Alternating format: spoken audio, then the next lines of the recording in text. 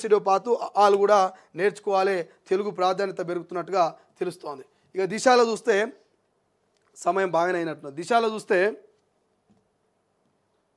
మావోయిస్టులను చంపితే సంబరాలు చేసుకుంటారా?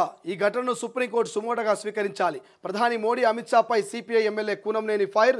మనుషులను చంపే హక్కు ఎవరిచ్చినట్టు సిపిఎం రాష్ట్ర కార్యదర్శి జాన్ వెస్లీ. ఛత్తీస్గఢ్లో 18 మంది మావోయిస్టులు లొంగుబాటు, కనీసం మృతదేహాలు కూడా అప్పగించారంటూ మరి ప్రశ్న. ఈ మావోయిస్టుల గురించి మాట్లాడాలి. సో దేశవ్యాప్తంగా ఆపరేషన్ కగారు 2026 మార్చి 31 నాటికి మావోయిస్టు రహిత భారత్గా మార్చడమే ప్రధాన లక్ష్యమని కేంద్ర హోంశాఖ మంత్రి అమిత్ షా కేంద్ర బలగాల్ని రంగంలోకి దించినాయి. దట్టమైనటువంటి పచ్చటి అడవుల్లోకి మరి తూటాలతో మరి ఎప్పుడైతే పోలీసు బలగాలు దిగినాయో అప్పటి నుంచి మొదలైంది భారత్. కాశ్మీర్ నుంచి కన్యాకుమారి దాకా అన్ని అడవులను జల్లడబడుతూ మరి తెలంగాణ, ఏపీ, ఛత్తీస్గఢ్, మహారాష్ట్ర సరిహద్దులటువంటి కర్రెగుట్టలకు మొన్న వచ్చినాయి. 15 రోజులు కర్రెగుట్టల్లో జల్లడబట్టినాయి. ఆ తర్వాత ఛత్తీస్గఢ్ అబుజ్మడ్ అడవుల్లో 28 మంది మావోయిస్టు పార్టీ ప్రధాన కార్యదర్శి నంబాల కేశవరావును పోలీసు బలగాలు మరి మట్టుబెట్టినాయి. దాదాపు 35 మంది మావోయిస్టులు, 25,000 మంది పోలీసు బలగాలు మరి మావోయిస్టు నేత అగ్రనేత అయినటువంటి నంబాలను చుట్టుముట్టి అక్కడ ఎన్కౌంటర్ చేసి 28 మంది ప్రాణాలు మరి ఆ ఎన్కౌంటర్లో తీసినటువంటి పరిస్థితి. ఎవరైతే ఎన్కౌంటర్లో చనిపోయినటువంటి 28 మందిలో మరి ఈ తెలంగాణకు ఏపీకి చెందినటువంటి 6 డెడ్ బాడీలను మరి దహనం చేసింది ఆ ఛత్తీస్గఢ్ పోలీసులు. మరి కనీసం డెడ్ బాడీలు కూడా ఇవ్వరా? శాంతి చర్చలు జరపట్లేదు.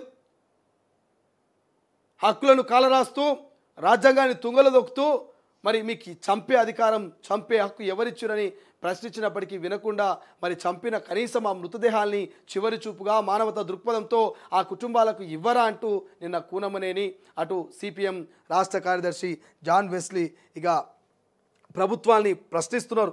ఈ ఘటన సుప్రీంకోర్టు సుమోటగా స్వీకరించి విచారణ జరిపించాలంటూ రిక్వెస్ట్ చేస్తూ ఇక ఈ నేపథ్యంలోనే ఛత్తీస్గఢ్లోని 18 మంది మావోయిస్టులు లొంగిపోయారట. మొన్న జరిగినటువంటి ఎన్కౌంటర్ ఎఫెక్ట్తో 18 మంది మావోయిస్టులు లొంగిపోతున్నారట. ఇప్పటికీ శాంతి చర్చలకు మేము సిద్ధంగా ఉన్నామని మావోయిస్టులు చెప్తున్నప్పటికీ కేంద్ర ప్రభుత్వం, పోలీసు బలగాలు మాత్రం ఎక్కడా తగ్గట్లేదు. వరుస ఎన్కౌంటర్లు చేస్తూనే ఉన్నాయి. మరి మావోయిస్టులు పారిపోతున్నారు, పట్టుబడుతున్నారు, లొంగిపోతున్నారు, చనిపోతున్నారు. మరి చివరి చూపు కూడా లేక కుటుంబాలు కన్నీరు మున్నీరు అవుతున్నాయి. తెలంగాణకు సంబంధించి రాకేష్ కావచ్చు, విజయలక్ష్మి కుటుంబాలు నిన్న సుందరయ్య విజ్ఞాన కేంద్రం వద్ద కన్నీరు మున్నీరు అవుతున్నాయి. కనీసం చివరి చూపు, మా బిడ్డలు అడవికి పోయి 10 ఏళ్ళు అవుతున్నది, చివరి చూపు అన్నా చూసుకుందామంటే కనీసం మృతదేహాల్ని కూడా మాకు ఇవ్వలేదు. కనీసం కాల్చి బూడిదైన బొక్కలన్నా మాకు అందించాలని ఆ కుటుంబాలు నిన్న ఆవేదన వ్యక్తం చేస్తున్నాయి.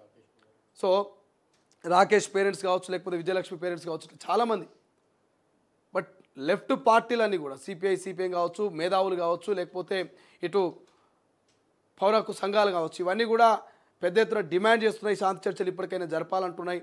మరి కనీసం పౌర హక్కు సంఘాల నేతలు అయితే మరి మానవుల హక్కులని కాలు రాస్తున్నారు, కనీసం మృతదేహాలు కూడా ఇవ్వకపోవడం దారుణం అంటూ నిన్న పెద్ద ఎత్తున వాళ్ళు రౌండ్ టేబుల్ సమావేశంలో డిస్కషన్ చేశారు. కాబట్టి చూద్దాం భవిష్యత్తులో ఏమవుతుందో. మావోయిస్టులు మరి నిజంగానే లొంగిపోతారా? మావోయిస్టులతో కేంద్ర ప్రభుత్వం శాంతి చర్చలు జరుపుతుందా, లేకపోతే ఏం జరుగుతుంది అనేది భవిష్యత్తులో చూడాలి. ఇప్పటికైతే 18 మంది మావోయిస్టులు అయితే లొంగిపోయారట.